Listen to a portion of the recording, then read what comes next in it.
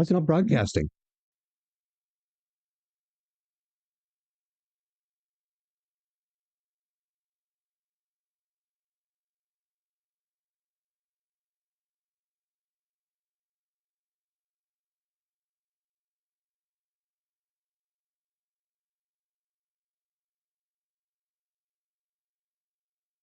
There, finally live. Okay. Nothing but problems this morning. Sorry about that. Well, we're back. And why is I can see Andrew. Why is he not playing?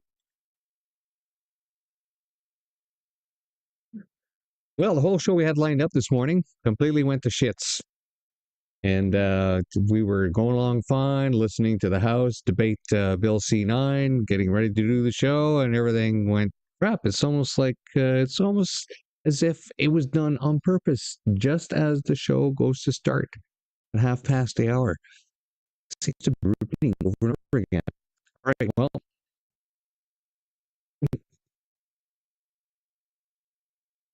Look at that.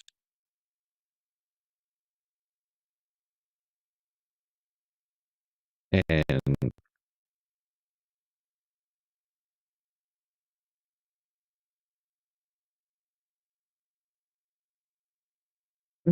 I have no idea.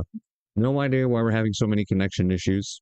The show this morning was running fine at 9 o'clock. No issues whatsoever. We actually had plenty of shows on the weekend as well. No problem whatsoever. All last week. Every morning at 9 o'clock. No problem running a show. And then as soon as we go to do the no answer period, this BS starts. All right. Well, let's try to play the intro again, and we will be right back with getting back into the show. So let's do that. On a point of order, there was some very unparliamentary language that we heard today. Yeah, thank you, Mr. Speaker. I withdraw my comment by telling the truth that the answer was bovine excrement. If the Conservatives want the truth, we'll tell them the truth. Speech yesterday from the Prime Minister really freaked these Conservatives out because they saw the ambition in that speech. And not only did they see it in that speech today, as the Prime Minister stood with the Premier investing in new nuclear to ensure the jobs of today and the future, they know that the youth... The only thing that's revolting are those answers. Speaker, we will take no lessons from these Conservatives. Trust me on that. The Minister didn't write the Prime Minister's speech yesterday because it wouldn't have bored and depressed to tears. It's really hard to follow, isn't it, Mr. Speaker? All of those poor students stuck in that room. There he spoke about how they would have to sacrifice more and that it would take time to reverse all of the misery that has built up over the last 10 years. Mr. Speaker, young people want to have homes. They want to have jobs. They want to have hope. They want a budget that is affordable so they can have a life that is affordable. Will the Prime Minister introduce that budget so that Canadians can restore the promise of their country? And we decide what comes next. Know that this government has their back and we will continue to do this. There's going to be a powerful statement for the young people of Canada. Deficits are driving inflation. The more Liberals spend, the more it costs Canadians at the grocery store. 25% of Canadians are using food banks because they can't afford to eat. So when will the Prime Minister finally get his inflationary deficits under control so Canadians can put food on the table? Mr. Speaker, Conservative members pretend to care about food insecurity, but then they call feeding children garbage. Mr. Speaker, what's garbage was that answer? Did the Prime Minister see the ad before it went out? Hey, of course there are too many people living in poverty in Canada, but there are significant initiatives being put in place by this government. Being serious means being honest. Mr. Speaker, the grand reveal has been made. Canada's economy is in fact growing, Mr. Speaker. Move on, man, move on.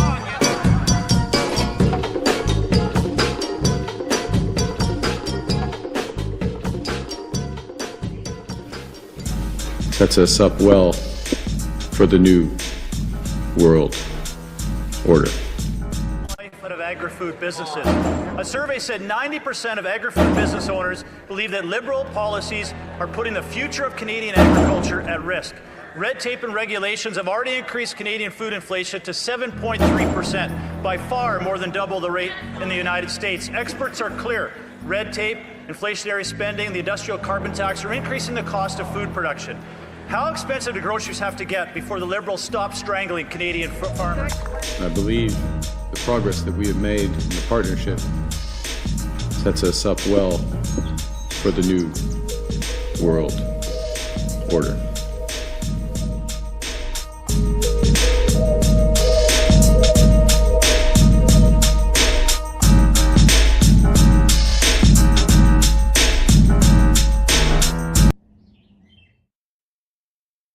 Hey, okay, we're back. And I appreciate anyone who actually did come back to the second stream that we tried to do for the nap today after all the technical issues.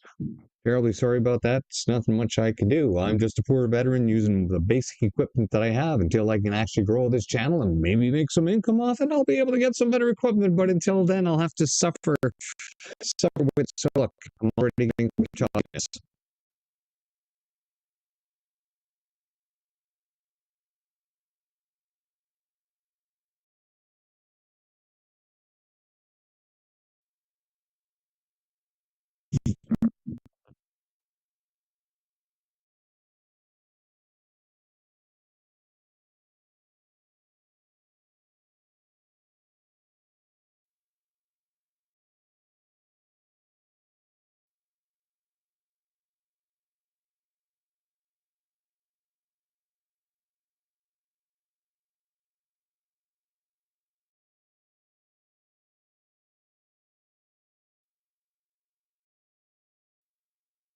And there we go.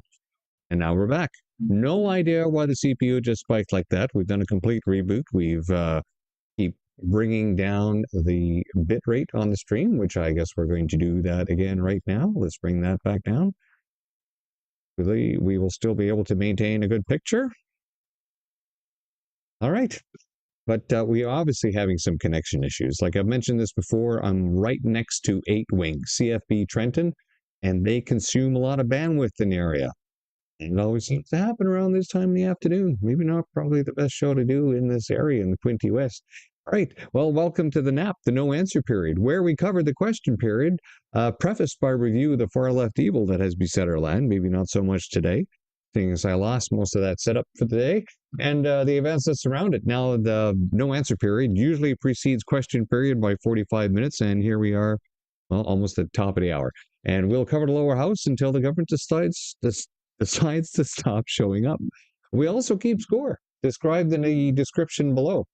And we're streaming on 3 platforms, Rumble, X, and YouTube. I'd like to thank my followers and subscribers for doing so. And if you're new, you like, thumbs up, follow, share, subscribe, so please feel free to ask me. And I'll try the algorithm when I'm not driving it down with line forbidden words. Now, I just need to go back and see if we're actually podcasting on Excel, seeing as we restarted the stream. And open the video. And yeah, looks like it's working. Weirdest thing using stream keys. Okay, well, let's recap what the hell happened over the last week when Parliament was not sitting. Well, obviously, all the MPs went to their constituents, and obviously, a lot of constituents have been contacting their MPs about Bill C-9 to the point where I guess the Liberals needed to do something drastic, which was to shut down any further debate. In fact, if you're watching the other prior stream for this one, before we broke down the issue that's been happening, obviously, committee, is that the Liberals were now faced with the fact of having to listen to the stakeholders that they were going to affect with their legislation, and they refused. They refused to listen to the stakeholders, so they refused to the Conservatives bringing in witnesses for them to listen to. And then they refused to listen to the Conservatives bringing forward written statements by the witnesses. And then the Liberals decided that that's enough. You guys are hindering passing the bill. We can't do this anymore. We need to censor you and stop debating the bill. So now they want to ram it down the throats of Canadians. And there's some really good points made by the Conservatives. Obviously, which is, first off, the Liberals can't be trusted with anything that's in the bill because they've already shown they have no respect for the Charter. In fact, they still refused to acknowledge the fact that they were found guilty of illegally using the Emergencies Act, not once, but twice by the courts. They still act like they did nothing wrong. So why would we trust them with anything that they put in the bill that says gives prosecutors the ability to lay charges on their own whim? And they're like, oh, don't worry about that. We'll never abuse that power. Yeah, right. You've already shown that you do. Already shown that you do. Why did this just go off? Let me see here. Yes, we're fine. And of course, the fact that they just want to censor debate. Now they keep bringing. Let's listen to some lies. Shall we? Freedom. Within the Charter of Rights and Freedoms, it is very clear in terms of the freedom of religion and to practice it. We are not going to be sending people or censoring people that are sitting in a Bible club or practicing their faith, Madam Speaker. It is absolutely ridiculous, the arguments that the Conservative Party has brought to the floor on Bill C-9, and I would ultimately argue that they're being motivated in order to raise money as opposed to protect the interests of Canadians. Hate crime is a serious issue. This government is going to deal with. Of course, all the arguments the government makes always excludes the fact that they allowed this to continue. It was pointed out repeatedly. There are laws on the books that deal with this. They refuse to. And see, we are having some Chinese again.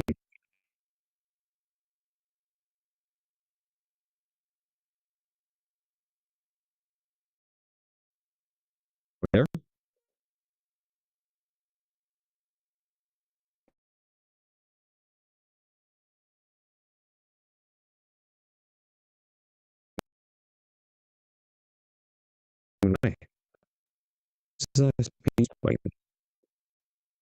No idea. Nothing's connected.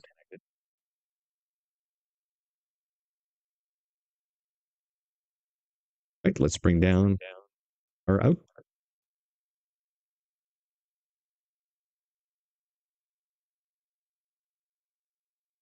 Okay. Listen to some more of these liars. The honourable member for York Centre.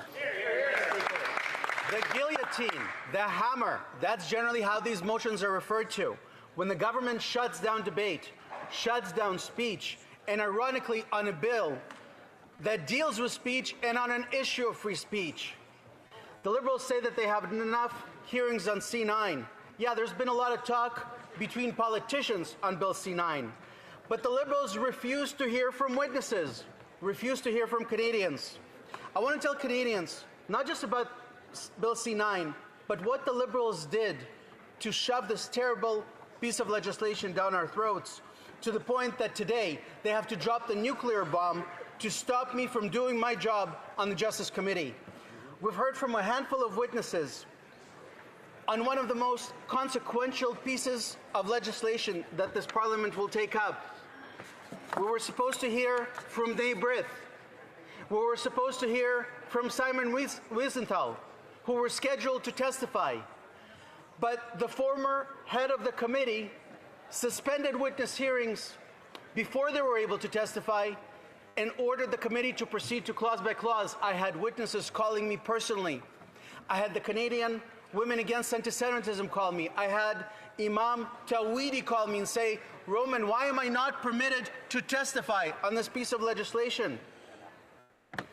The former cabinet, the former committee chair, the same committee chair that asked, how is it that certain scripture cannot be hate speech, is the very same committee chair that refused to hear from multiple witnesses who wanted to make submissions on this piece of legislation even before amendments. So we proceeded to consideration of Bill C-9, clause by clause, and Speaker, I was there. I had a front row seat to all of it. We were working in good faith. I worked with my Liberal colleague from Mount Royal. We actually agreed to fix the definition of hate speech. My concern with respect to the removal of the consent of the Attorney General, that was also dealt with. And even better, I was surprised to see in the proposed amendments that my private member's bill, Bill 257, against the willful promotion of terrorism, made it into one form or another into the proposed amendments by the Liberals. That was one of the best days of my career. We could have actually potentially fixed this bill. And then, all of a sudden, I learned about this in the media. The Liberals did not have the courage to tell us what they're doing. I had to learn about the Bloc amendment from the news media. That the Liberals and the Bloc agreed to amendments which would remove the religious defense to hate speech from the criminal code. That the entire exercise was a fiasco. But this amendment that the Bloc passed with their Liberal friends is predicated on false pretenses. The Bloc is saying that moving this amendment, that people should not be able to hide behind a religious exemption to hate speech. But that is because we know that there was an imam in Montreal named Sharkawi who called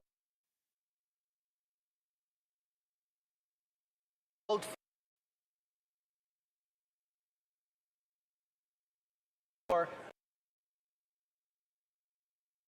the extermination of the enemies of Gaza. And the Bloc is saying that because he wasn't prosecuted, we need to remove this religious exemption. But that's just not true. To avail yourself of the religious exemption, the words that you utter need to be in good faith. When you call for the extermination of people, that's not in good faith, Mr. Speaker. And second, look at the law. The defense, the religious defense, does not apply to incitement. It applies to the second category of hate speech, which is willful promotion of hatred. But you cannot hide behind the religious defense when you're inciting to violence. Incitement is not protected. I read the statement in committee from the Quebec prosecutors who said they did not lay charges against Sharkawi, not because of the religious defense, but because enemies of Gaza was not an identifiable group of people. So apparently you can call for their extermination, according to the Quebec prosecution. But it has nothing to do with this amendment or this religious defense. The Bloc know this, the Liberals know that. This is a charade, and I'll be splitting my time. Thank you, Speaker. The honourable member will have 5 minutes and 12 seconds remaining after question period. Statements by members, déclaration de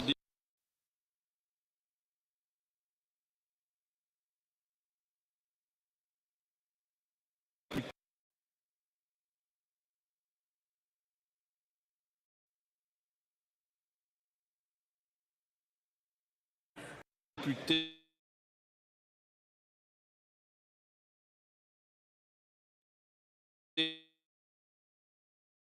The honourable member for Burnaby Central.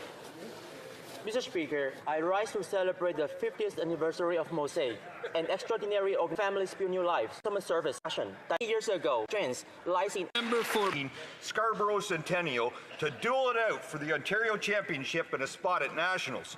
I am proud, although not surprised, to inform this House that the winning team and provincial cribbage champions are from my home branch, 383 Tara. Yeah. Nice, yes. A huge congratulations to my parents, Tom and Mabel Ruff, my brother Andy Ruff, and longtime family friend Terry Galbraith, and their masterful performance with a record of 15-3 that crowned them Ontario champions. They're now heading to Windsor, Nova Scotia, into Hants County Legion Branch 9 for the Dominion Cribbage Championships 24-26 April. I trust the member for King Hants will be there to welcome all the participants. On behalf of all the constituents of Bruce Grey Owen Sound, I wish Tom, Mabel, Andy, and Terry best of luck, and may the cards fall in your favor. Go Team Tara! The honourable member for Oakville West. Mr. Speaker, in recognition of International Women's Day, I joined Sevis and Halton Women's Place to honor the strength, resilience and contribution of women in my riding of Oakville West and across Canada. The role women have played in our Canadian story has always been one of strengthening our communities, driving innovation and shaping a more inclusive future. A key pillar of that is women's economic participation, and that is why our government is investing in through the women's program and wage to support projects that break down barriers to women's economic equality.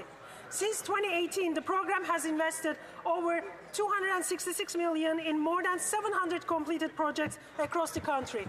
These investments have supported over 400,000 participants while strengthening and creating over 4,500 partnerships between community organizations, employers, and service providers.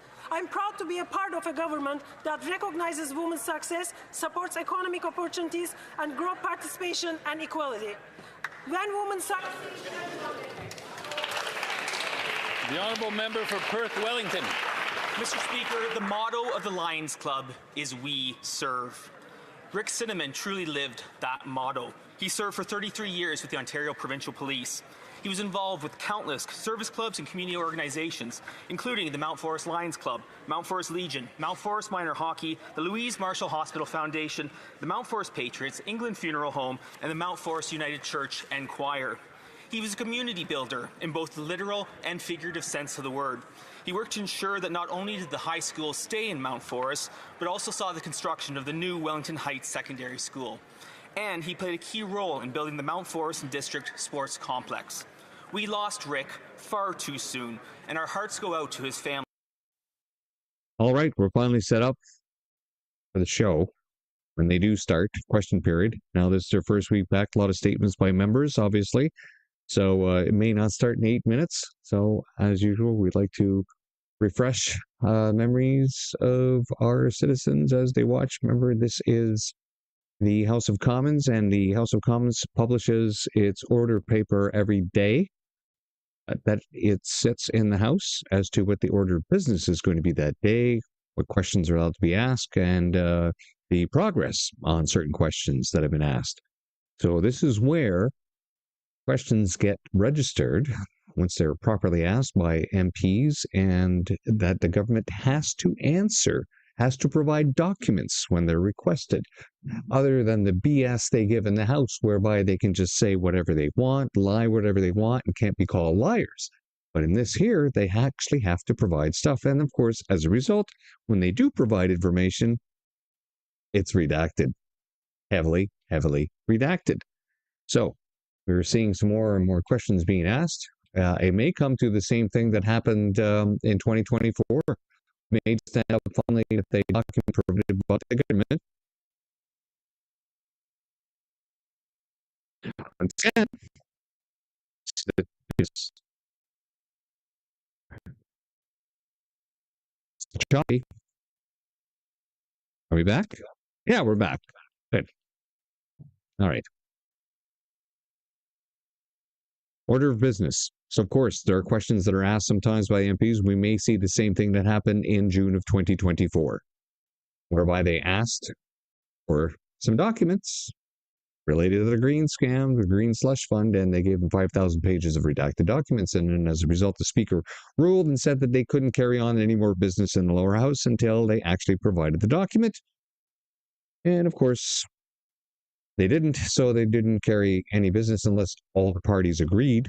That's why there's only a few things allowed to happen. And then in the end, we ended up with the last election that gave us this current disaster, again, of a minority government that is continuing to push its far left liberal agenda and not taking care of the citizens, and of course allowing everything to go further deep into the shithole that we now call Canada. Remember, we got here because of this Qualified Canadian Journalism Organization, which was the cherry on top of two very specific bills that controls the algorithm that decides what most Canadians are going to see, which is why we have so many brainwashed El Bozos out in the East Coast who think that Mark Carney is God's gift to Canada, while ignoring all the BS that they're doing, all the theft that they're doing, and everything that's going wrong. Absolutely everything.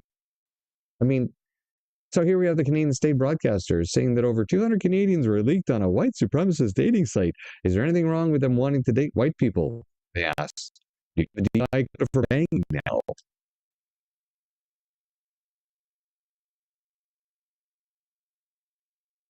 And then we're back. Okay. You can see that constant choppiness popping in and out here. It's not very nice. Let me just silence these guys. You can't hear her, but I can hear her. Now, is it April 1st? Oh, not yet. See, documents days after Mark Carney announced Buy Canadian policy, Feds worked up ways Crown corporations could exempt themselves. Canada's on a mission to build Canada strong. However, that's not what's happening, right? It's just insane. Days after he announced it, Feds worked up ways for Crown corporations could exempt themselves. So it's constant hypocrisy from the Liberals. Say one thing, do the other. Rules for you, not for me. Expert witnesses in the lawsuit against the Great Reset, including Bill Gates, Albert Bourla, etc. Nope, this is not the right post. Sorry about that. Again, this is part of the screw up that I had this morning. All the old posts are popping up. Now, when Carney is faced with tough questions, instead of a straight and honest answers, he gives word salads that make absolutely no sense at all. Here's an example. Japanese automakers when Japan has stated that message to Japanese automakers when Japan has stated that Kuzma is critical for its footprint in Canada? Well, it's a couple of things. We'll have discussions. These discussions follow up on discussions we have in Canada with their Canadian representatives, discussions, for example, the Minister of Industry had here a few months ago with them. And some of those discussions have led to certain changes. We'll have discussions. I should say these discussions will follow up discussions. The question was simple, and he still didn't answer it. He rambled on for about 2 minutes and didn't give an answer. It was just a word salad of discussions leading to more discussions. And yet, for some reason, the mainstream media continues to say that, oh, Carney is such a wonderful person, right? They never actually break down what he says, what he does, anything about his finances. Nope, they spend the majority of their time fixated on Trump derangement syndrome or the opposition member, but never any kind of critical exposure of what the hell is going on with the Liberal Party. Nothing at all. Nothing at all. I keep coming up with all these. These are all wrong posts. All right, so the real power of Bill C-9 is Clause 4 and 2.2. We covered this on another show. Might as well show it again. They finally will be able to make up any excuse to take away any of your property for any reason. This is a great video explaining it all. I played this on the second breakfast show, so I think we have a few minutes here.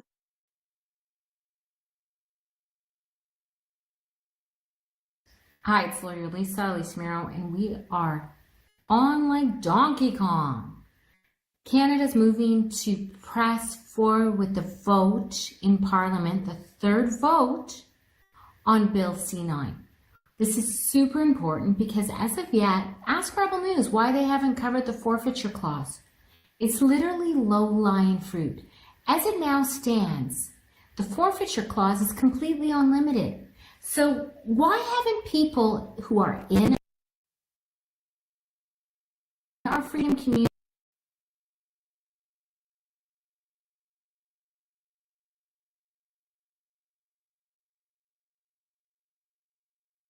our constitutional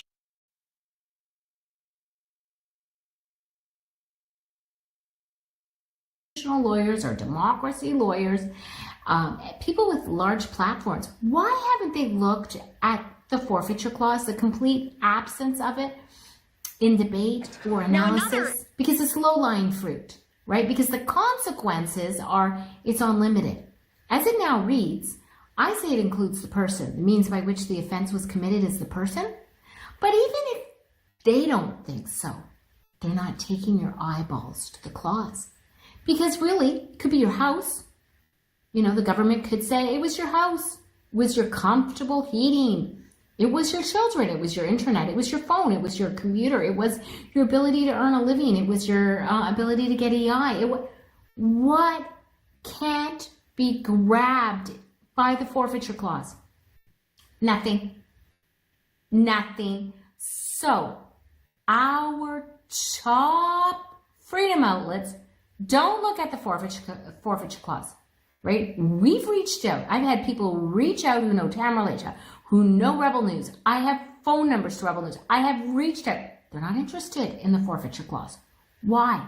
Because you know what? You could remedy it. It's so easy, right? The means by which the offense was committed. Instead, you say the property seized in the commission of the offense.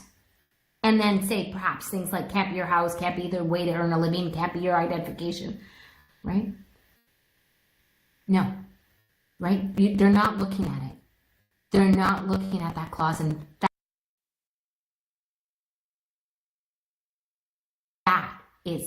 says something. By their fruits you shall know them. Ask all our big media freedom outlets to look at the forfeiture clause in Bill C9. Right, and the second one is nobody knows the power of 2.2. Right, a small group of individuals could grab entire groups, and participation in the group is the offense, not the speech. Right? How come that's not teased out? Right? Call the Bible and the cross. The hate symbol under 2.2 in Christianity is outlawed. Right? And your Christian groups haven't figured that out? Wonder why they haven't figured that out. While they're so busy reporting October 7th. I don't know. Wonder. That's interesting. You could designate the kafia as the hate symbol belonging to the group, right? Is protesting the war in Israel. You think they didn't geolocate you while you were out there with the Queers for Palestine and everything? Oh, wonder about that.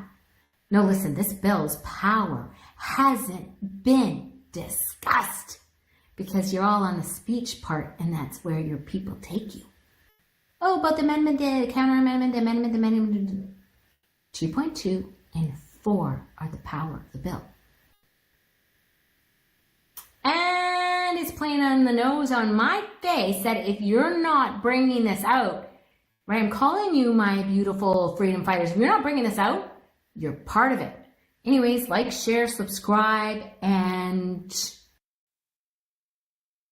It brings up an interesting point. If they go to the extreme by applying those clauses, but we've already seen what is happening in Canada when it comes to your fee simple title to your land. It seems that with a stroke of a pen and backroom deals and star chambers and Friday disclosures and a fishing information release that land was now going to belong to natives out in BC, but the government running the country has a long-term plan to slowly remove all private property from every single citizen. It's only a matter of time, and they're finding up all kinds of excuses to do it.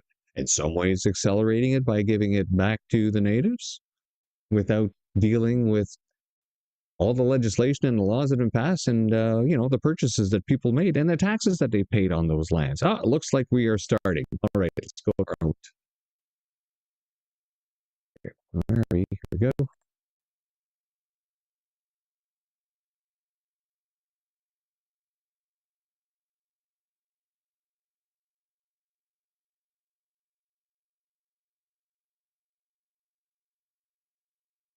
Sorry about that. Just lost a parallel view. That's not it. Oh my goodness me. What a bloody day.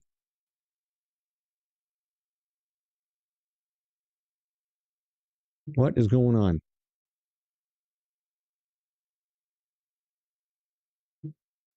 What have I done?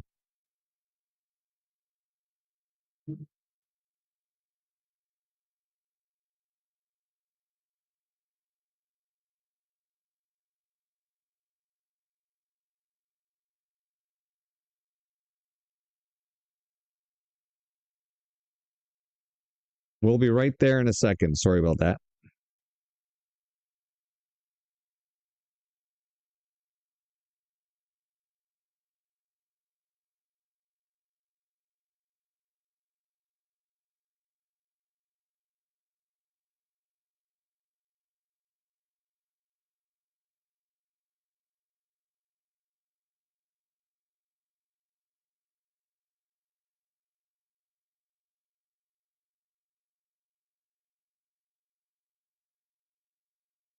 Oh, come on.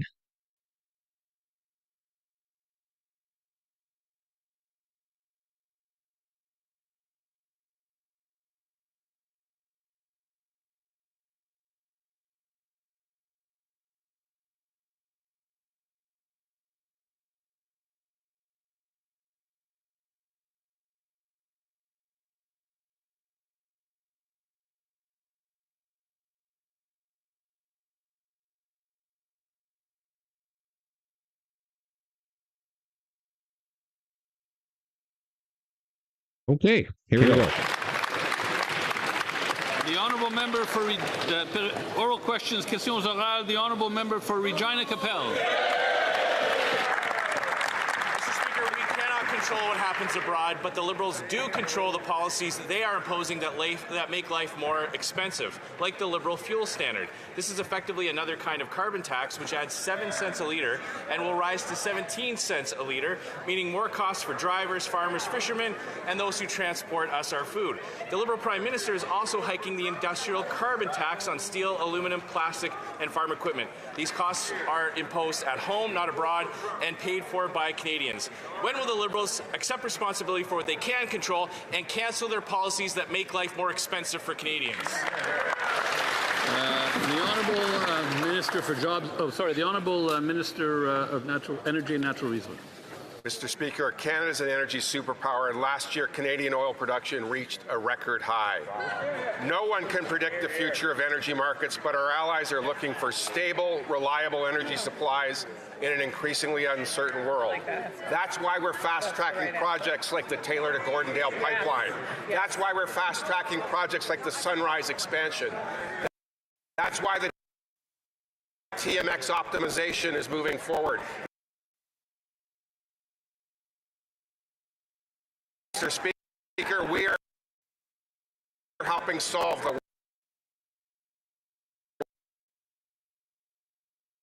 world's affordability problem. The honourable member for Regina Capel. Well, let's look at the facts. Among the G7, under this Liberal Prime Minister, Canada now has the worst food price inflation and the only economy that's shrinking. All of this has gotten worse since he became Prime Minister. Instead of helping lower prices by cancelling Liberal taxes, he's driving them even higher. When companies who process, transport, store, or sell food pay more, who does he think all those costs get passed on to?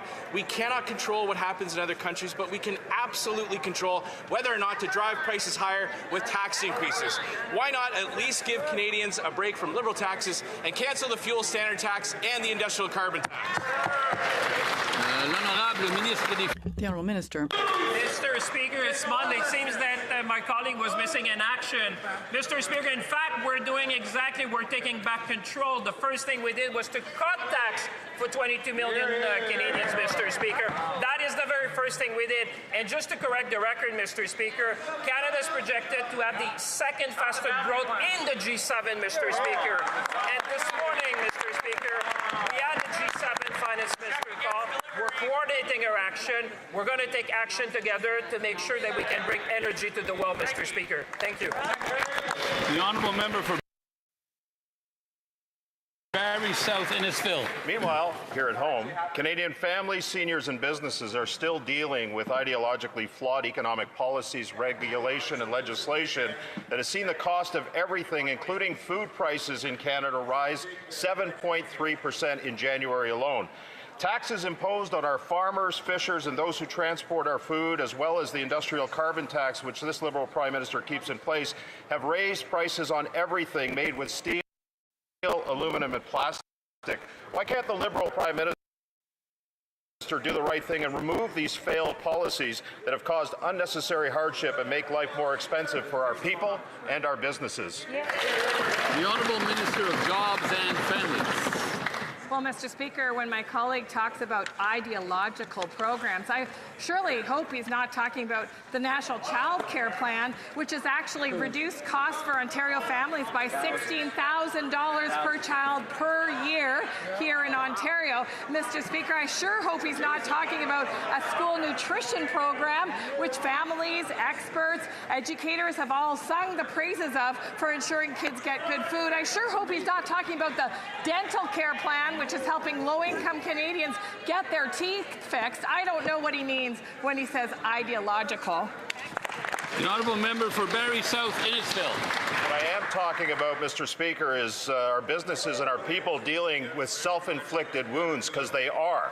By failing to eliminate these ideological taxes causing cascading affordability impacts to the ideological, almost hate-driven attacks on our wealth-creating natural resource sector, every problem we have started here at home in 2015 and continues today under this Liberal Prime Minister. Our nation has the worst food inflation in the G7 and the only shrinking economy in the G7. When will the Liberals accept responsibility for what they can control and caused by removing policies that have made life more expensive for our people and businesses?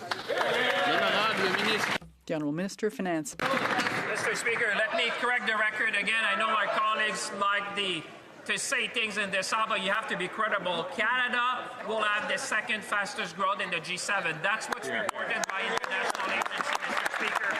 But when you're talking to Canadians, because it's Monday, Mr. Speaker, they should talk about the good news for Canadians. The good news is called the Canada Grocery and Essential Benefit, Mr. Speaker, because on this side of the House, we understand that we need to help people now, and it's really interesting to see the Conservative criticizing because they have voted against every program, Mr. Speaker, whether it's about farmer. The Honourable Member for Richmond Athabasca. Thank you, Mr. Speaker. It is Monday, and once again we get to hear the Minister of Finance's cassette tape there. Last night, Mr. Speaker, I was at the grocery store. The costs of groceries is constantly rising.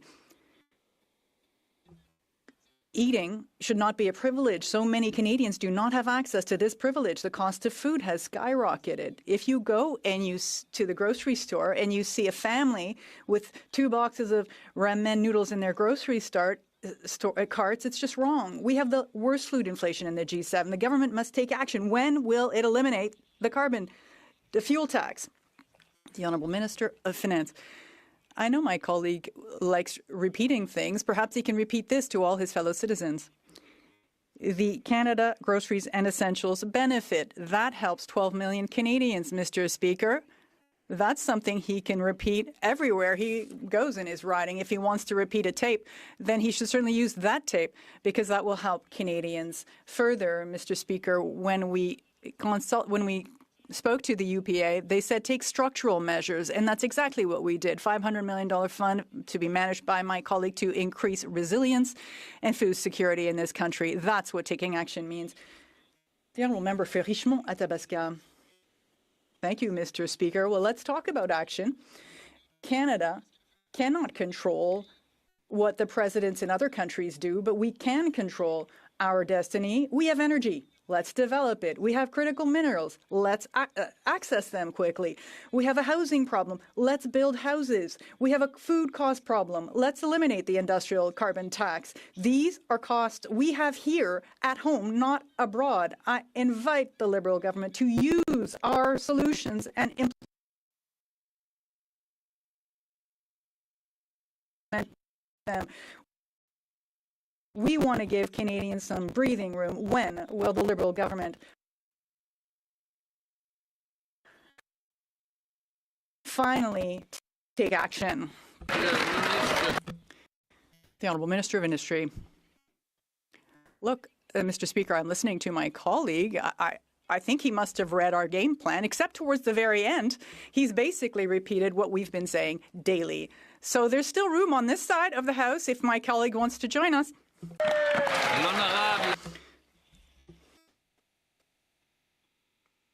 The Honourable Member for Saint-Jean. Mr. Speaker, let's get back to the Curem software. 85,000 retirees are having problems accessing their pensions. $5 billion in cost overruns, all of which could have been avoided had the Liberals done their homework, because Curem's been causing problems all over the place. In 2006 in Australia, in 2012, North Carolina, Minnesota 2013, Ontario 2014, Maryland 2019, 20 years now. Curem has been malfunctioning and costing more than expected. How did the Liberals not fix the bugs before launching Curem? The Honourable Member The program that the member opposite is talking about, Curum, is used by 20 countries around the world. This is a wild goose chase, and she knows it. 7.7 million Canadians have been successfully transferred to this system. In fact, we are working through the backlog. These are complicated cases, often paper applications. There is a hotline for urgent cases. Urgent cases are getting dealt with within 24 to 48 hours. Mr. Speaker, Canadians expect responsible, reliable delivery of benefits, and that's what this modernization provides. The honourable member for Saint-Jean. Mr. Speaker, the Liberals could have avoided the Curum fiasco by studying its failures around the world, because it's been going on for 20 years. They could have also listened to the Auditor General, who noted an explosion in costs as early as 2023. In fact, they could have also listened to the Public Accounts Committee, which had been looking into this since 2023. Notably, Nathalie Sinclair-Desgagnés, the former and soon-to-be member of Parliament for Terrebonne. But the Liberals listened to no one, and now they are embroiled in another IT fiasco. When will there be a public and independent inquiry? The Honourable Minister. That 7.7 million seniors are getting reliable, modern delivery of benefits and say that this is a disaster. I'm not sure what the member opposite is talking about. She'd have us go back to a system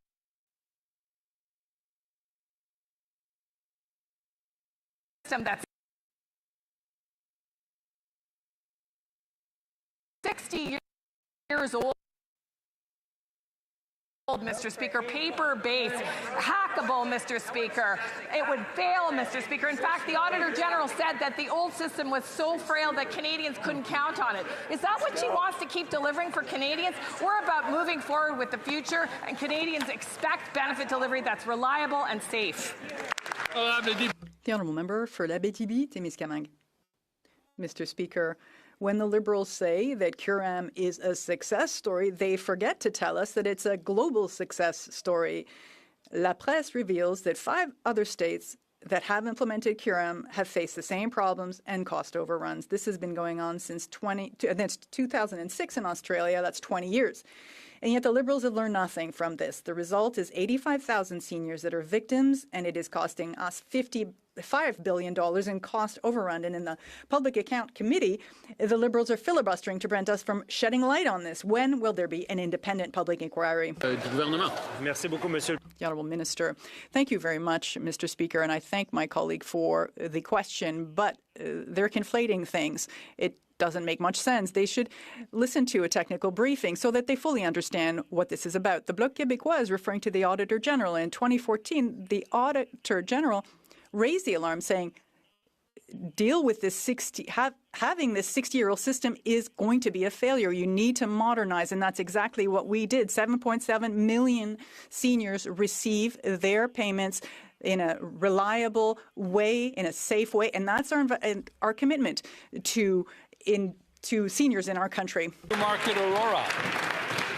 Canada has the worst food inflation and the only shrinking economy in the G7, and no wonder. The Liberals' increase in fuel standard is already costing Canadians 7 cents per litre today, and it will rise to 17 cents per litre by 2030, hitting the farmers, fishermen, and the truckers who put food on our tables. And these costs are entirely made in Ottawa by this Liberal government. If the Prime Minister is so focused on what we can control, then why doesn't he stop pointing fingers and scrap the taxes that are making life so unaffordable for Canadians?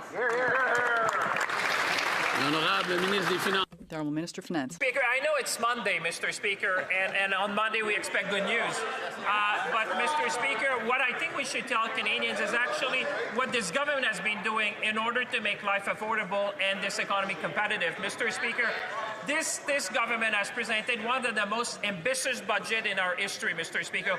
Generational investment in infrastructure, generational investment in housing, generational investment in productivity and competitiveness, generational investment in our defense. Mr. Speaker, instead of talking the Canadian economy down, they should celebrate our worker, celebrate our Canadian industry, and celebrate our country. The honourable member for Newmarket Aurora. Mr. Speaker, the Finance Minister should know better. Those huge deficits, generational deficits, are what's driving inflation up in this country. And now going back to the cost of food, which was my initial question, they have also failed to drive competition. Instead of keeping these countless taxes on the building blocks of our food supply, they should address them. And the reality is, Mr. Speaker, Canada is falling behind, not because of global forces, but because of their choices. Will the Prime Minister finally take responsibility and remove these policies that are driving up the cost of food for every Canadian? Honorable Ministre des Finances. Minister. Speaker, on this side of the aisle, we will take responsibility for building the strongest economy of the G7. That I can tell, Mr. Speaker, we'll do that. And we'll do that with Canadian workers. We'll do that with Canadian industry. We'll do that with our partners around the world, Mr. Speaker. We just come from a mission in India and in Australia. I can tell you the world wants what Canada has to offer. We have highly skilled workers. We have strong industries, Mr. Speaker. We build boats, we build cars, we build ships. We have critical minerals. We have energy in abundance. And we are the only G7 country with a free trade with all G7 nations. Mr. Speaker, we believe in Canada on this side of the aisle. The honourable member for Long Range Mountains. Mr. Speaker, Liberals like to blame global pressures, but the policies driving up the cost of living in Canada are made right here in Ottawa. Canada now has the worst food price inflation in the G7 and the only shrinking economy in the G7. In Newfoundland and Labrador, nearly all groceries arrive by truck or ferry, yet the Prime Minister is pushing ahead with the newly renamed carbon tax, the clean fuel standard, which adds 7 cents a litre, climbing to 17. That will drive up the cost of transporting food right to the grocery shelf. When will the Liberals take responsibility for their policies and stop making life more expensive for Canadians? The Honourable Minister of Fisheries and Oceans. Speaker, I'm going to follow from my colleague next to me and talk about good news on a Monday. Bay du Nord project. Yeah. An example in Newfoundland and Labrador of getting workers on the job in our province, building our economy, building our infrastructure. This is a good news project. And I invite my colleague in the opposition from Newfoundland and Labrador to get on board. The honourable member for Long Range Mountains. Mr. Speaker, that's a complete deflection, but if that minister wants to talk about Bay du Nord, she knows it was the Premier of Newfoundland and Labrador who fought to see that project move ahead. This government spent years creating barriers, and now that minister is trying to take credit. But that does not answer the question about the cost they are imposing today. Someone recently called my office and said he's been heating his room with his oven because he can't afford to put oil in his tank. When will they take responsibility for the policies they are imposing that is making life more expensive for Canadians? The Honourable Minister.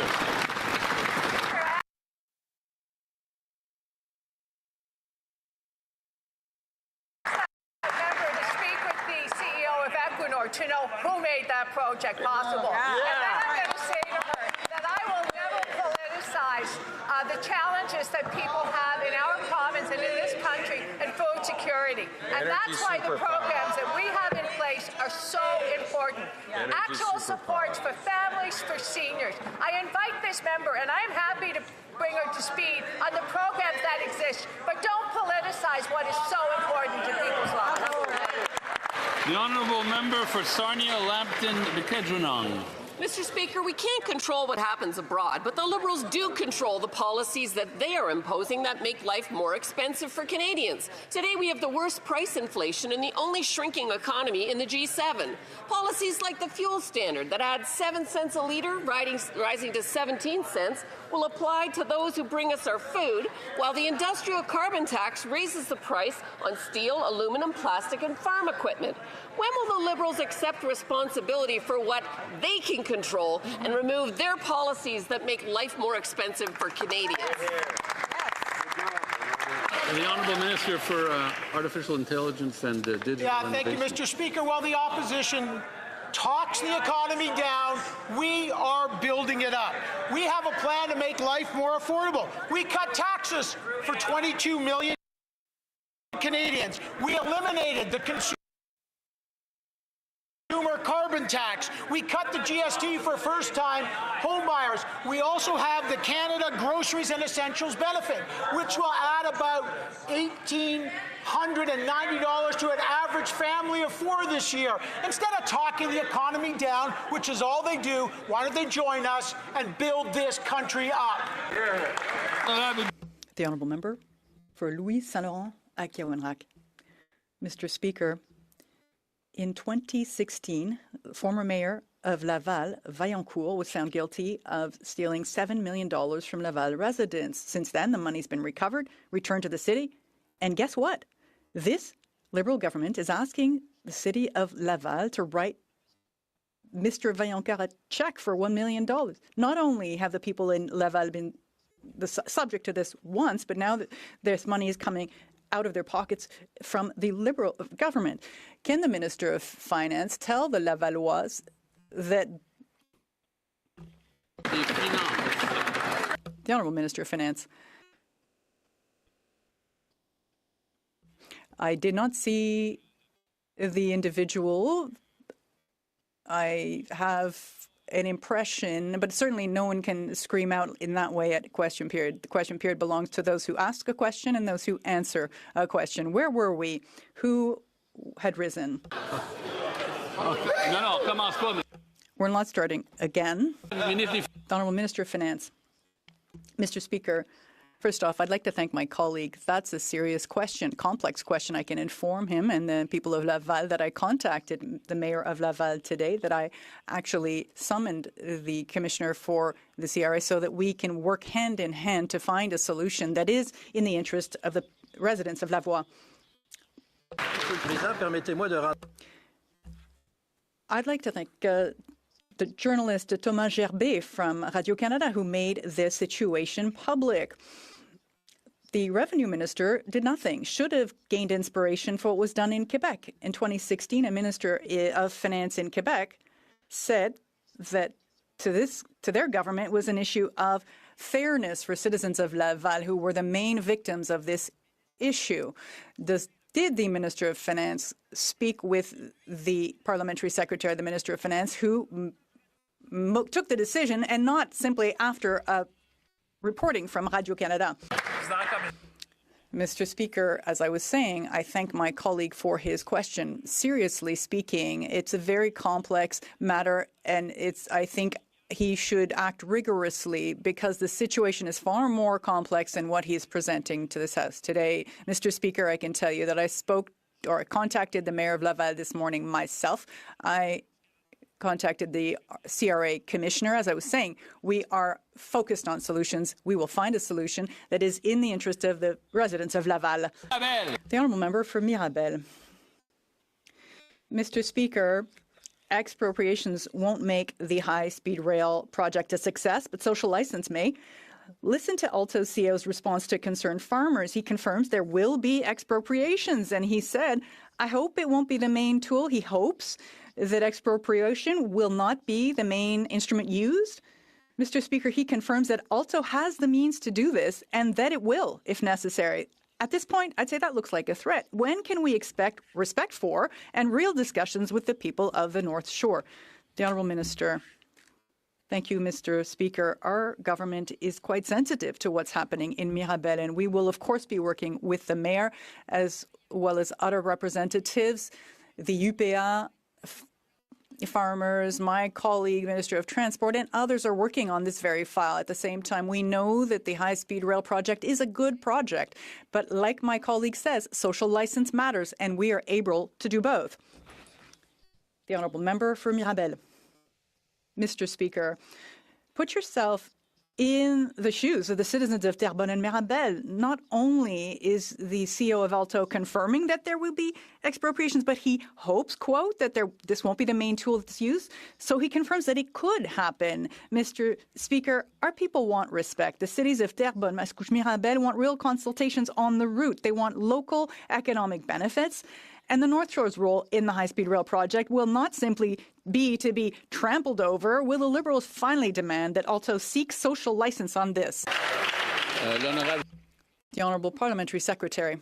to work together to make major projects happen, and that's what our government's doing. We're maintaining an open dialogue with other levels of government, with farmers, with unions, with all community stakeholders. We need to build this country together, and we're looking forward to the cooperation that's going to happen.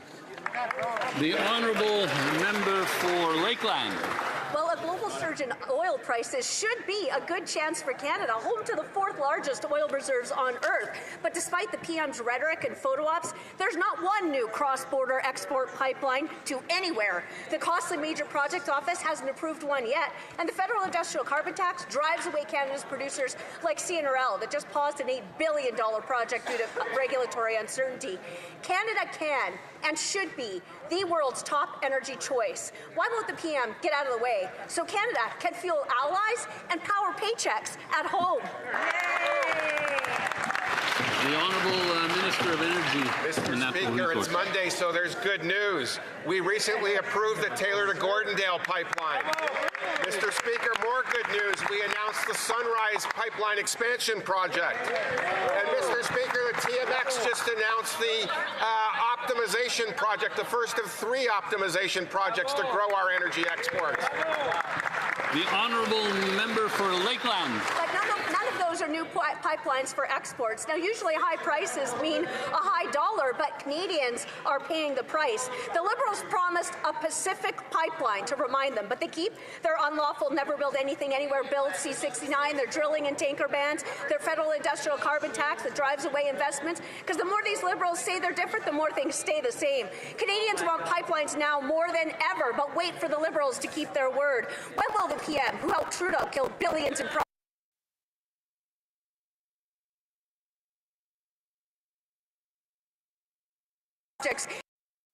and thousands of jobs, get Pacific Pipeline done for Canadian unity, sovereignty, and accountability? The Honourable Minister.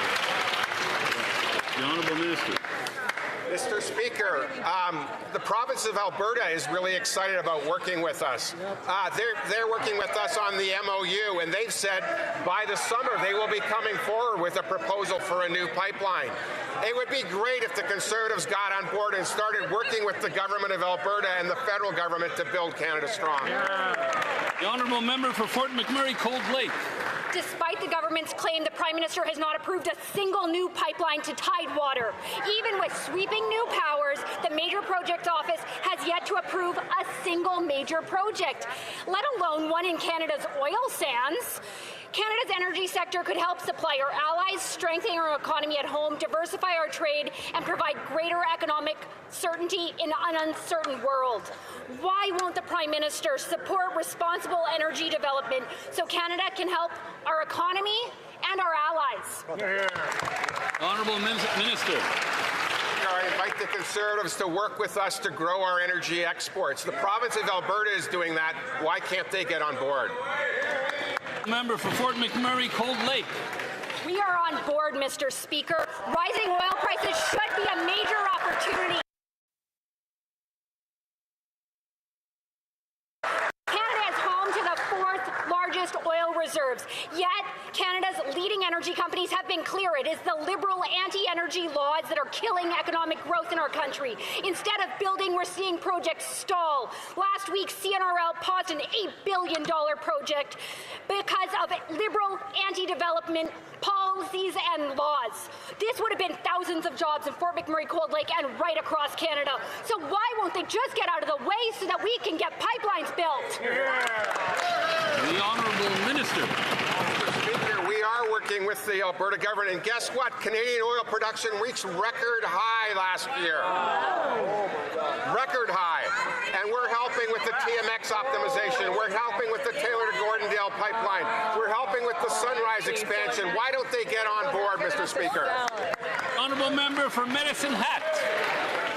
Speaker, rising oil prices should be an enormous opportunity for Canada's economy, but Liberal anti-energy ideology blocks this sector. Despite grand speeches and meaningless MOUs, the Liberals have failed to approve any pipeline to Tidewater, and their Major Projects Office has done nothing, approved nothing. Canadian energy should stabilize global markets, support our allies, and strengthen our own economy? When will the Prime Minister get out of the way, unblock our resources so we can fuel our friends abroad and power paychecks here at home? The Honourable Minister. Hopefully the Conservatives will be supportive of us putting the Silissum project to the Major Projects Office. Maybe they'd be supportive of us putting LNG Canada 2 to the Major Projects Office. Maybe they'd be supportive of the TMX optimization. Maybe they'd be supportive of the Taylordale to Gordondale expansion. Maybe they'd be supportive of the Sunrise expansion. We are building Canada. They should get on board. The Honourable Member for Davenport. Last week, thousands of investors, workers, and innovators gathered in Toronto for the PDAC convention, the world's largest mining conference. Canada has the critical minerals that the world needs for electric vehicles, clean technology, and national security. Right. Last week, our government announced new investments to accelerate mining projects and strengthen our supply chains with allies. Could the Minister of Energy and Natural Resources update the House on how Canada will help build mines faster, attract investment, create jobs, and build a strong, resilient Canadian economy? Great question. The Honourable Minister of Energy and Natural Resources. Mr. Speaker, I'd like to thank the member for her question and for her strong support of the mining sector. At PDAC last week, our government showed that Canada is leading our allies to secure critical mineral supply chains. We announced investments in 22 new projects to help connect mines to markets. Through the Critical Minerals Production Alliance, Canada has secured 30 new deals with 12 different allies to bring 18 billion of new investment to Canadian critical mineral sector. The Honourable Member for Wellington, Halton Hills North. Mr. Speaker, it's been 4 years since the war in Ukraine began, and it's been 4 years since we called on the government to expedite Canadian LNG exports for allies like Germany. It's been 8 months since Parliament has given the government power to expedite new oil and gas projects for exports to Europe and Asia. Right. And 8 months where not a single new export project like that has been approved. When will the government get serious about Canadian energy policy, or do we have to wait for another 4 years of inaction? The Honourable Minister of Energy and Natural Resources. Perhaps the Conservatives weren't here last week.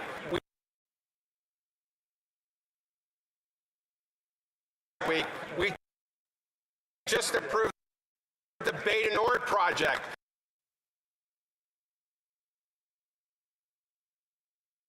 To export our energy to the world.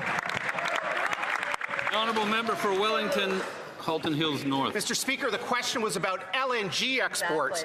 When the war began in Ukraine, it took Germany only 194 days to approve and build a new LNG export facility, and another new 4 facilities were quickly brought online shortly thereafter. Over 194 days ago, this Parliament gave the government unprecedented powers to expedite new gas projects, to expedite LNG for Europe and Asia. And now we have a war in the Middle East.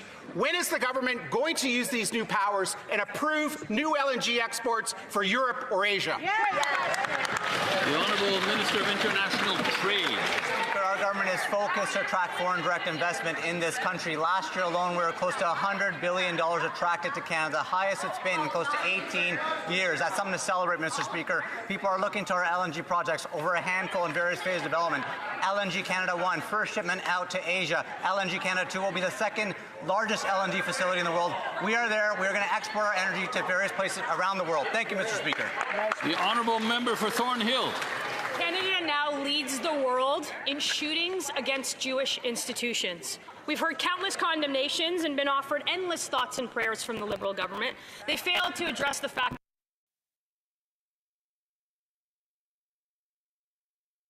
that terrorists live in Canada, that institutions can't access security funding, that there is zero enforcement of the laws that are already on the books. And I'm going to give the Minister of Public Safety an opportunity.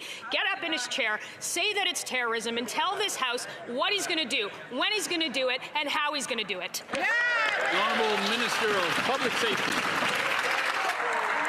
Mr. Speaker, first of all, let me extend my condolences to the communities at Beth Avram Yosef, Toronto, as well as the Sharai Shanomim Synagogue, as well as the Temple Emmanuel, who were shot at last week, Mr. Speaker. I've had the opportunity to meet with many members of the Jewish community, and I can tell you that we absolutely condemn these acts of violence, and we will take every effort to ensure that this does not happen, Mr. Speaker. We're working with law enforcement. We're working with the province as well as the municipalities to ensure the safety and security of all Canadians, particularly Jewish Canadians. The honourable member for Thornhill. He still hasn't said a thing. The community does not need the empty condemnations. They need action from a government that has let this spiral out of control for more than 2 years. They've taken every side of the issue except for the side that protects Canadians. Fund the security programs. Hunt down and lock up the people who perpetrate the violence. Enforce the law and deport the terrorists that the minister knows live here in Canada. When is he or anyone in the government going to say any of those things? Yeah. The honourable minister. Mr. Speaker, let me just say, since last November, we have funded over 108 projects relating to Jewish community institutions. But let me also say, Mr. Speaker, this is a moment where all Canadians need to come together, including the Conservative Party. There's a bill right now, Bill C9, that is meant to support and ensure the safety and security of institutions, particularly those who are serving the Jewish community. I've heard from communities across Canada, across the country, Mr. Speaker. It is time for the Conservative Party to act and to ensure that Bill C9 becomes law. The honourable member for Charlebourg-Saint-Charles. Mr. Speaker, in 2018, we tabled a motion asking the Liberal government to immediately add the Islamic Revolutionary Guard Corps to the list of terrorist organizations, but it took the Liberals 6 long years to wake up and do that. And currently, it is estimated that 700 members of the IRGC are still living the good life in Canada. And I hesitate to ask this question, but if it took them 6 years to do something so simple, how much time will it take before they expel these terrorists from Canadian soil? Can the Prime Minister tell us if they will finally take action? The Honourable Minister of Public Safety. Speaker, I can assure the member opposite that the IRGC is listed as a terrorist entity in Canada. Those who are members of the IRGC are facing consequences, Mr. Speaker. They have been removed already. There's a number. We're going through our process to be removed. We will ensure the safety and security of Canadians. This past week, Mr. Speaker, I've had a chance to speak to members of the Iranian community who have highlighted the need for collaboration to ensure that we work together, to ensure that those who belong to terrorist entities are addressed and removed from Canada. The Honourable Member for Charlebourg-Saint-Charles. Mr. Speaker, indeed, we are hearing from the Iranian Canadian community, and they are telling us that it is problematic to have IRGC members on Canadian soil. We're not talking about a couple of people. We're talking about hundreds of people with links to that terrorist organization. It's been years that nothing has been done. Can the minister confirm that there are still 700 of these people on Canadian soil? And will everything be done to clean them out of this country as quickly as possible? Mr. Speaker, let me share some information with the member opposite. First and foremost, we've had over 18,000 applications for inadmissibility that's been reviewed by the Canada Border Service Agency, Mr. Speaker. We've opened over 170 investigations, and approximately 240 visas have been cancelled by the IRCC. We will continue to ensure the safety and security of Canadians. Our system works. We have listed the IRGC as a terrorist entity, and CBSA is taking efforts to ensure that those who are inadmissible are removed, Mr. Speaker. The honourable member for Calgary-Nose Hill. The minister just claimed that they've deported Iranian officials, yet news reports state that they've deported one out of 700. Worse, today the head of the IRB said that she couldn't answer why they agreed to keep a deportation hearing of an Iranian regime official secret. I don't understand this. When will the Liberals start deporting Iranian regime officials? The Honourable Minister. Mr. Speaker, the CBSA is working to ensure that those who are inadmissible to Canada, who are members of the IRGC, who have held ranks within the IRGC are removed expeditiously. We've already started that process, Mr. Speaker. As you know, we listed the IRGC as a terrorist entity. We've started the removal process. Others are continuing. I just want to highlight that over 240 visas have been canceled by the IRCC in anticipation that their membership in the IRG can constitute inadmissibility to Canada, Mr. Speaker. The honourable member for Calgary Knowles Hill. Well, here's a problem.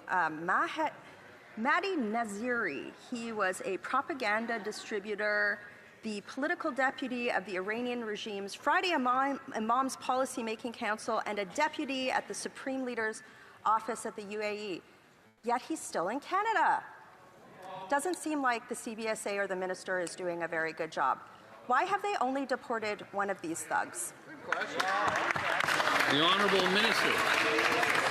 Mr. Speaker, let me be very clear. Members of the IRGC are ineligible, inadmissible to be in Canada, Mr. Speaker. The CBSA are taking...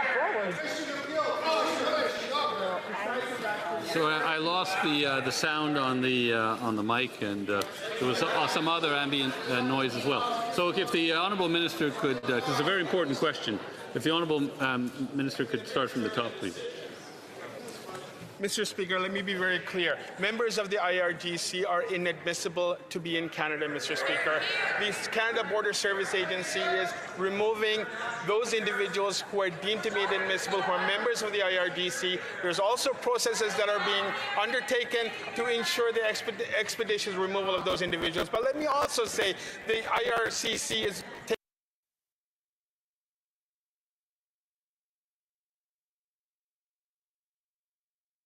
taking proactive steps to ensure that those who are ineligible to be here, including 240 individuals who've been refused visas for their alleged involvement with the IRGC. Well, member for Richmond Hill South. Conflicts have always existed overseas, but under this Liberal government, we are now seeing those conflicts spill onto our streets here at home. Last week alone, 3 synagogues in the GTA were targeted with gunfire, and now an Iranian dissident has gone missing, possibly a homicide, while members of the community fear the regime in Tehran may be involved. After years of Liberal open border failures and soft on crime policies, hundreds of IRGC regime agents are believed to be living safely here in Canada. When will this Liberal government finally enforce the law, start deporting Iranian regime officials, and protect Canadians here at home? The Honourable Minister of Public Safety. Mr. Speaker, let me just at the outset say if the individual, if my colleague opposite feels that we need to ensure the protection of Canadians, he will support the passage of Bill C-9. The Conservative Party will pass C-9 today, Mr. Speaker. That is how you protect Canadians. That is how you protect communities. That is how you ensure the safety and security of Canadians.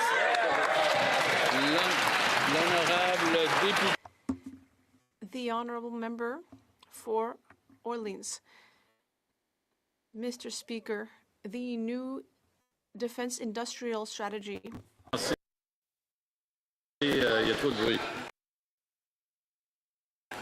We'll have to start over. There's too much noise.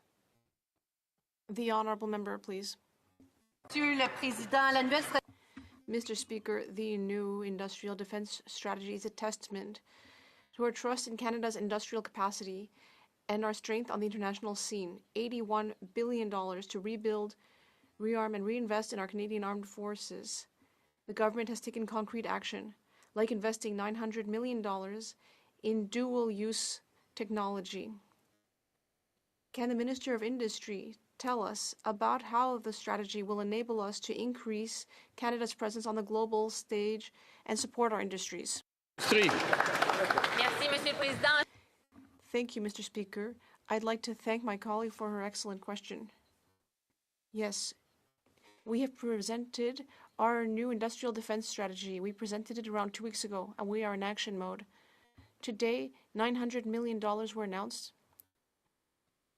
My colleagues for defense and military procurement announced this investment for a new drones center, as well as a new bombardier aircraft made here in Canada.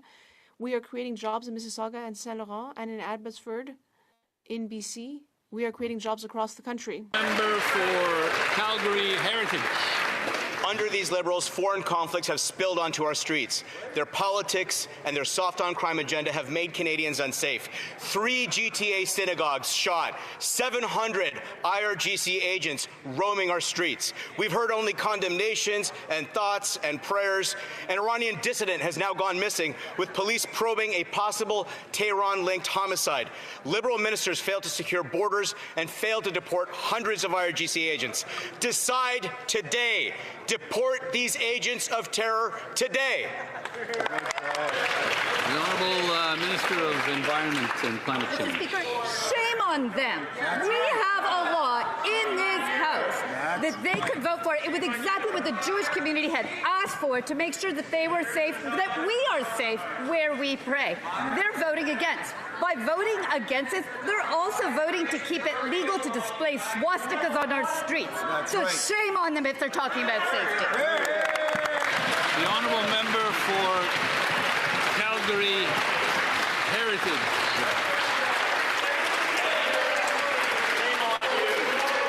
You have as much credibility as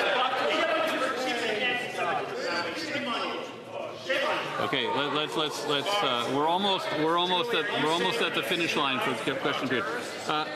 The Honourable Member for Calgary Heritage. No action, no details, no surprise. Shame on them, Mr. Speaker. The Prime Minister is all over the map with 4 positions in 4 days. He supported the decisions of our allies in confronting the Iranian regime at first as legitimate and lawful. Then he regretted the strikes. Then he wouldn't rule out Canadian military action. Even his own caucus doesn't know what his position is. All this with a regime that has killed 150 Canadians on a passenger plane and continues to intimidate Canadians. Our people want to know what he's doing to secure us here at home. When will Liberals finally deport IRGC officials? The Honourable Minister of Foreign Affairs.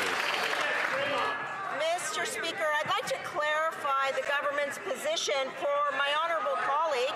Successive. Yes, I would like to hear the clarification. Absolutely. Yeah, the honourable Minister of Foreign Affairs. Mr. Speaker, for the benefit of my honourable colleague, allow me to clarify that successive Canadian governments have held that Iran is the principal source of terror in the region. That is why, more than 18 months ago, Canada declared the IRGC as a terrorist entity. That is why Canada supports all efforts to prevent Iran from obtaining nuclear weapons. That is why we have declared Iran as a state sponsor of terrorism. All parties have to comply with the rules of international law, Mr. Speaker, and we will work to bring Canadians home safely. Thank you. The Honourable Member for Calgary Heritage. Aurora Oak Ridges. Thank you, Mr. Speaker. Mr. Speaker, the Liberals have successfully failed to address the fact that we have terrorists in our streets and there has been zero enforcement of the laws that are already in place.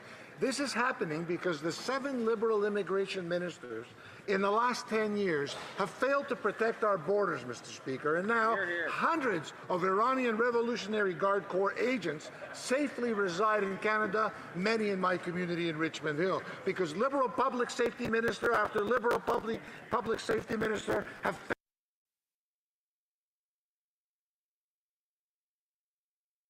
failed to deport them.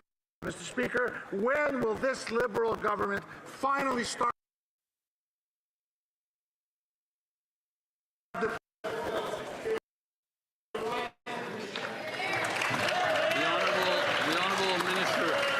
Honourable Minister of Foreign Affairs. Mr. Speaker, the Department at IRCC have a rigorous process for vetting all applicants who are applying for a visa. In addition, we encourage the opposition to vote in favour of C9, Mr. Speaker, which they are refusing to do. And finally, Mr. Speaker, let me clarify again that on this side of the House, the Iranian regime is a terrorist entity. It is a state sponsor of terrorism. We encourage all parties to respect the rules of international conflict and engagement, and we will work to bring Canadian citizens home safely, Mr. Speaker. The Honourable Member for Winnipeg South. Well, thank you, Mr. Speaker. Our national parks are national treasures that all Canadians take pride in. 2 years ago, Canadians across the country watched in horror as a monster fire ripped through Jasper National Park, causing thousands to evacuate and leaving many without their homes and businesses. In this crisis, the town has shown all of us how strong, united, and resilient Canadians are. Can the minister responsible for Jasper recovery speak to the whole of government coordination that is moving critical recovery and rebuilding projects forward? Excellent question.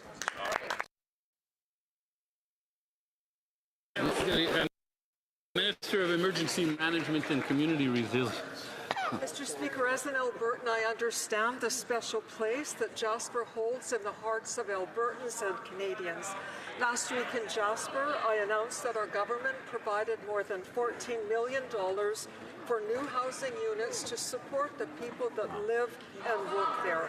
This is in addition to the over $380 million that our government's already provided for recovery. As ministerial lead for Jasper, I'll ensure that Jasper, a place of unparalleled natural beauty, remains a place that Jasperites continue to visit. The honourable member for Oshawa. Mr. Speaker, last week a convicted first-degree murderer was released unescorted in Oshawa for 72 hours. This man tortured, raped, and murdered a 14-year-old boy and then threw his body in a garbage room. Shameful. Durham Regional Police said he's currently a significant risk and told Oshawa residents to stay vigilant. Will the Prime Minister condemn this decision by the Parole Board of Canada and work with Conservatives to ensure that child killers serve their full sentences and are not released and walking our streets? The Honourable Minister of Public Safety.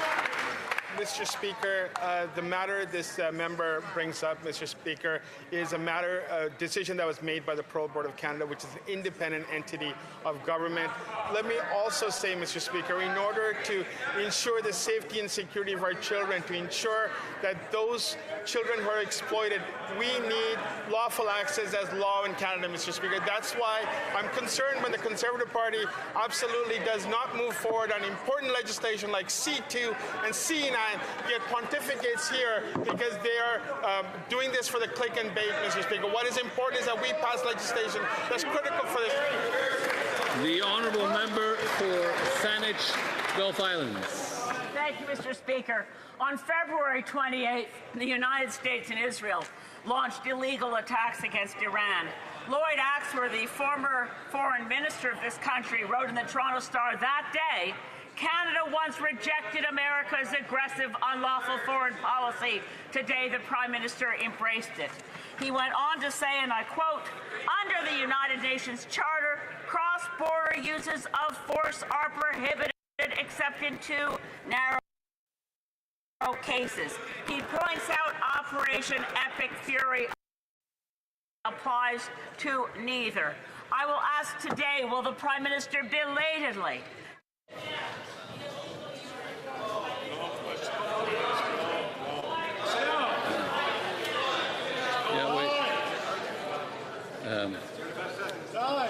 The Honourable Minister of Foreign Affairs. Mr. Speaker, while we support Iran from ever obtaining a nuclear weapon, this support is not a blank check. Canada reaffirms that international law binds all parties. All actors, including the United States and Israel, must respect the rules of international engagement. There are established international processes for making determinations about international law, and our immediate priority is going to be on de-escalation and the safety and security of civilians and working, Mr. Speaker, to bring Canadians. Thank you. Thank you. And that's it for question period today. Alors, on va passer bientôt aux affaires. We'll move to routine proceedings in just a moment, but we'll give time for members to leave the chamber if they should so desire. All right, that's the end. A quick recap on what was covered during the question period. First 6 questions, right? Liberal policies destroying Canada, and that would be their ridiculous energy policies, their stupid green scam, taxes and fees, and everything else. Followed, of course, by what the hell's going on with OAS? Again, not surprising. The Bloc usually brings that up. And then, of course, inflation, again, which goes back to the Liberal policies. And then, as was brought up, there was some stories on this past week over basically what Alto is going to be doing to families across Quebec and Ontario as they ram this high-speed rail line that apparently there's no demand for. You keep saying, oh, we wish we would have a train. Yes, I'm sure, but where's the demand? There's no real demand to go up and down that corridor. Is there? Is there a study for it? Nope. No, I think this is just a big nationalist program that the Liberals decided that they were going to do because they can now expropriate land. Again, it comes down to getting everyone's land, doesn't it? Giving it away to the Indians, taking away these products. Yeah. And then they're going to say, oh, yeah, we're going to consult you. They're going to consult you just like they consulted you on the COVID-19 vaccine. Yeah, take it or lose. That's about it. It's going to be, here, take this deal or lose, because they're going to take the land regardless. There won't be any consultations because that's how Liberals work. Several examples of them working in the dark and doing whatever the hell they want and never having to pay for their crimes or make amends for anything that they do wrong. And of course, brought up, there were no projects being developed. No projects. Here we are. Yeah. All they did is they created an extra level of bureaucracy, gave a bunch of high-paying jobs to their Liberal friends to run those bureaucracies, and nothing's been done. Coming up on a year since the election, oh, we're going to move faster than ever before. They brought up a good example, how the Germans were able to set up their own LNG within 94 days. Canada? Are you kidding? That would mean exploiting our natural resources, which the Liberals do not want. They will just continue to slowly delay and say, oh, we're making this, and we got that agreement, and we're doing that, and we've got all these things in the plan down the pipe. Yet here we are, almost a year later, with nothing done. Only promises and empty words. You can't believe a single word of anything that they say. Attacks on the synagogues, the shoot-ups this week. Right? Ask very specific questions. They're going to kick them out of the country. Oh, they have that process. Nobody will be here illegally, blah, blah, blah. And then at the end, the Minister Alain, even lied, saying that all these people were vetted. The math doesn't math on that. There's no bloody way you could increase the population by 34% with the bureaucrats that we have in government. There's just no time. There's just not amount of time for them to vet we did the math. For the amount of people that were in there that actually do that job, for the amount of people they let into the country since 2020, they would have to spend 10 seconds per file. That's not enough time to vet people. So a lot of these people were just unvetted, allowed to come right in, despite what the Liberals say, because we know they lie. They lie like a rug all the time. And then, of course, what do we get to? Yes, a stupid green question. Because they're all about the crazy when it comes down to Israel. Anything about Israel triggers the Greens because they're just a bunch of anti-Semites.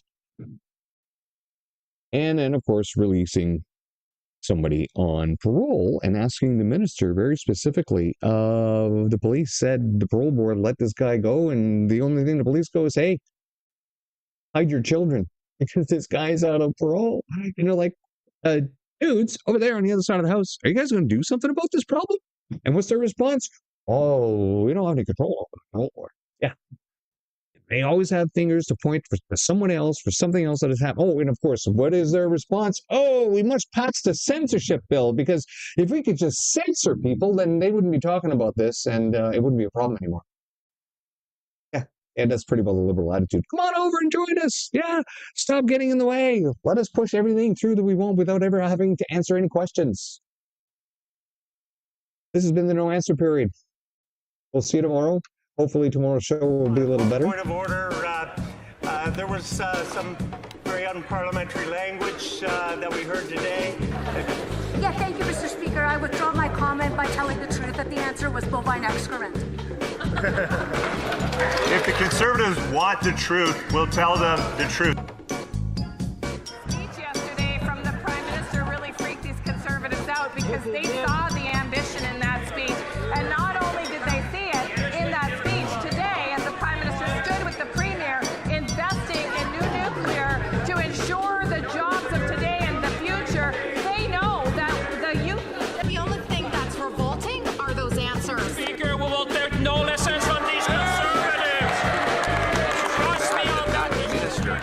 write the Prime Minister's speech yesterday, because it wouldn't have bored and depressed to tears. It's really hard to follow, isn't it, Mr. Speaker? All of those poor students stuck in that room. There he spoke about how they would have to sacrifice more and that it would take time to reverse all of the misery that is built up over the last 10 years. Mr. Speaker, young people want to have homes. They want to have jobs. They want to have hope. They want a budget that is affordable so they can have a life to enter to the guidebook. There's going to be a powerful statement for the young people of Canada. Deficits are driving inflation. The more Liberals spend, the more it costs Canadians at the grocery store. 25% of Canadians are using food banks because they can't afford to eat. So when will the Prime Minister finally get his inflationary deficits under control so Canadians can put food on the table? Mr. Speaker, Conservative members pretend to care about food insecurity, but then they call feeding children garbage. Mr. Speaker, what's garbage was that answer? Did the Prime Minister see the ad before it went out? Of course there are too many people living in poverty in Canada, but there are significant initiatives being put in place by this government. Being serious means being honest. Mr. Speaker, the grand reveal has been made. Canada's economy is in fact growing, Mr. Speaker. Move on, man, move on.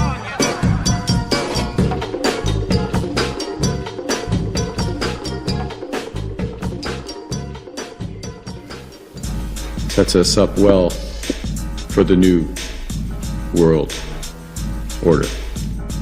Of agri-food businesses. A survey said 90% of agri-food business owners believe that Liberal policies are putting the future of Canadian agriculture at risk. Red tape and regulations have already increased Canadian food inflation to 7.3%, by far more than double the rate in the United States. Experts are clear. Red tape, inflationary spending, the industrial carbon tax are increasing the cost of food production. How expensive do groceries have to get before the Liberals stop strangling Canadian farmers? I believe the progress that we have made in the partnership sets us up well for the new world order.